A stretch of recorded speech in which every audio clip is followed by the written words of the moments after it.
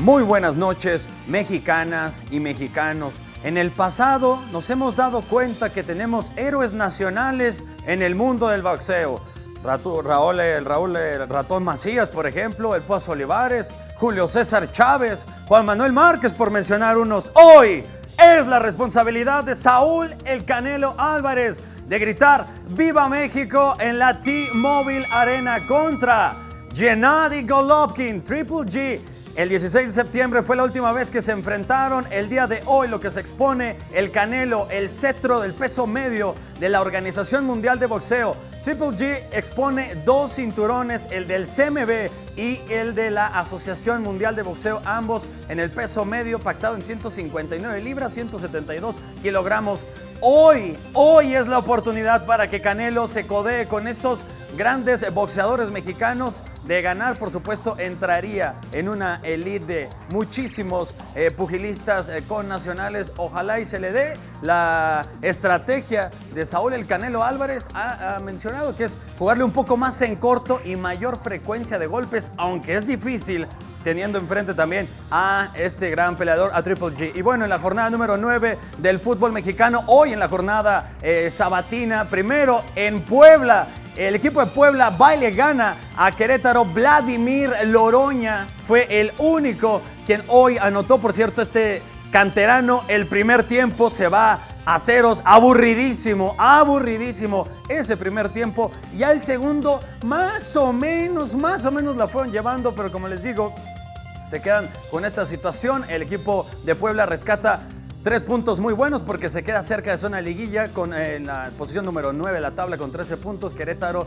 séptimo la tabla general con 14 puntos. Y el América, por supuesto, hoy en una cancha ya mejorcita. El Estadio Azteca, hasta el momento el partido me quedé en el 2-1. Primero el futbolista lateral izquierdo del América, Jorge Sánchez, le pega y con eso, bueno, generaba el primer gol para las Águilas. Hasta el momento el partido ya terminó, quedó 2-1 con gol de Jorge Sánchez, también de Mateus Uribe. Al final también alcanzó a meter un gol el Morelia, mientras que el América con este resultado parcial, aunque todavía falta el resultado de Monterrey, el de Toluca, está en el segundo puesto de la tabla general. Y también el partido de Pachuca contra Tigres, que iba ganando con gol de Franco Jara, el regreso del Tuca Ferretti después de los 2 partidos que perdió con la selección nacional. Franco Jara, vemos ahí el cabezazo, y después Lucas Celarrayán empata el partido. Este está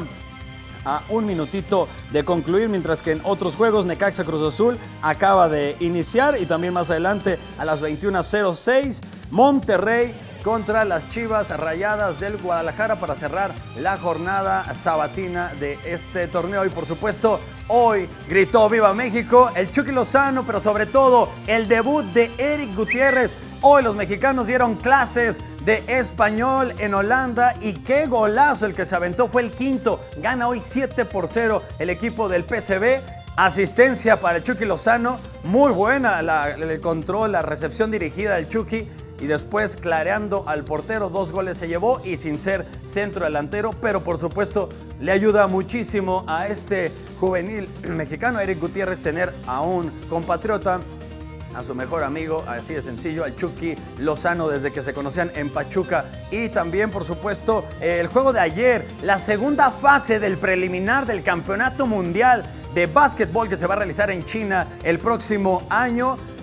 El primer cuarto, ventaja amplia de los argentinos. El marcador queda con cerca de 10 puntos de diferencia. En el segundo cuarto, México fue recortando 32-40. Después del tercer cuarto, se emparejó el partido a 54. A 20 segundos, México consiguió un triple. Estaba precisamente a 3 puntos de poder emparejar. Lamentablemente, no le alcanzó a la quinteta nacional, y el partido queda México 74, Argentina 78. De las 2 llaves que hay, quienes califican los 3 mejores lugares y el mejor cuarto lugar ahora a México en este partido disputado ayer en el Gimnasio Olímpico Juan de la Barrera.